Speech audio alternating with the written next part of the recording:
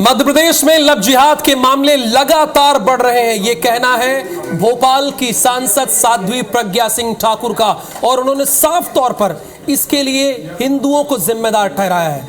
उन्होंने कहा है कि हिंदुओं की निष्क्रियता की वजह से लव जिहाद के मामले लगातार बढ़ रहे हैं।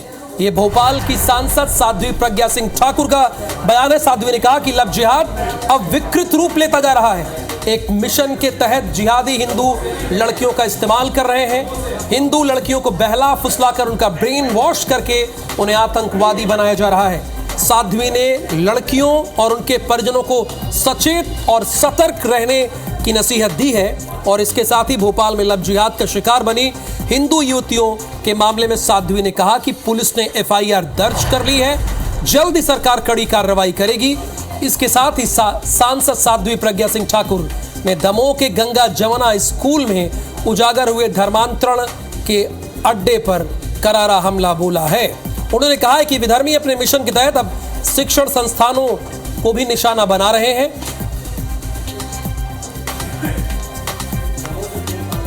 जिस तरह से विकृत रूप और ज्यादा ले रहा है, जिस तरह से बढ़ रहा है, उसमें हमारी बेटियों को मिशन के तहत, षड्यंत्र के तहत और इनके लव जिहाद के तहत उसको लिया जा रहा है। बेटियों को बरगलाया जाता है, फुसलाया जाता है, आतंकवादी बनाया जाता है, उनको मार दिया जाता है।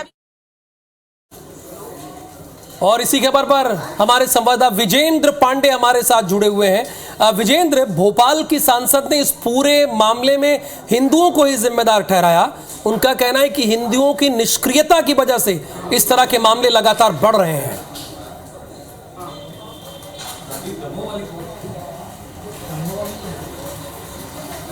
जी राहुल, अगर भोपाल की सांसद की बात की जाए या भारतीय जनता पार्टी के प्रदेश अध्यक्ष वी डी शर्मा की बात की जाए, दोनों के ही अगर आप बयान देखेंगे तो उनकी ओर से ये बात साबित करने की कोशिश की गई है कि एक तरह से लव जिहाद से बढ़कर जिहादी साम्राज्य खड़ा करने का षड्यंत्र जो है वो चल रहा था। उसी के रास्ते पर गंगा जमुना पब्लिक स्कूल चल रहा था।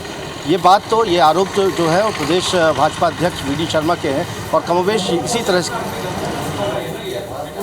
और विजेंद्र, आप तो दमोह में मौजूद हैं और ये खबर सबसे पहले IBC24 ने ब्रेक की थी। अब इस स्कूल से एक के बाद एक कई खुलासे हो रहे हैं। ये खबर ये भी है कि प्रिंसिपल के बाद कई हिंदू टीचर्स ने भी अपना धर्म परिवर्तन किया है।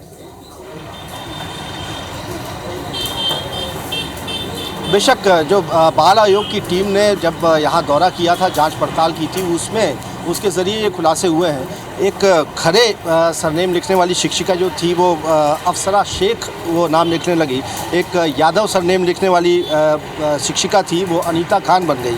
इसी तरह जैन सरनेम लिखने वाली एक टीचर थी जो तबस्सुम खान बन गई। तो ये बात धर्मांतरण की सीधे तौर पर सामने आई है। ये भी पता चला है कि मस्जिद भी स्कूल परिसर के भीतर ही थी और बच्चों को आपस में या शिक्षकों से आपस में सलाम संबोधन का इस्तेमाल करना होता था और ड्रेस कोड जो बनाया गया था उसमें हिजाब पहनना ज़रूरी था। तो ये तमाम खुलासे बाल संरक्षण आयोग की दौरे के बाद किए गए हैं और मान्यता तो रद्द कर दी गई है। लेकिन जिस तरह से ये तमाम खुलासे सामने आ रहे हैं और बेहद गंभीर चीज़ें सामने आ रही है, तो सबसे बड़ा सवाल यही है कि कार्रवाई किस तरह से होगी। जो तीनों स्कूल संचालक हैं उनकी संपत्ति को लेकर भी सवाल है कि तकरीबन 1800 एकड़ ज़मीन जो है वो उनके पास है। कई कारखाने, कपड़े कारखाने, शोरूम उनकी ओर से संचालित किए जाते हैं। तो यानी एक के बाद एक करके खुलासे हो रहे हैं और कई हैरतअंगेज खुलासे हैं। बहुत शुक्रिया विजेंद्र इस पूरी जानकारी के लिए। हमारे संवाददाता विजेंद्र वहीं पर मौजूद हैं और ये खबर आपको विस्तार से वही बता रहे थे।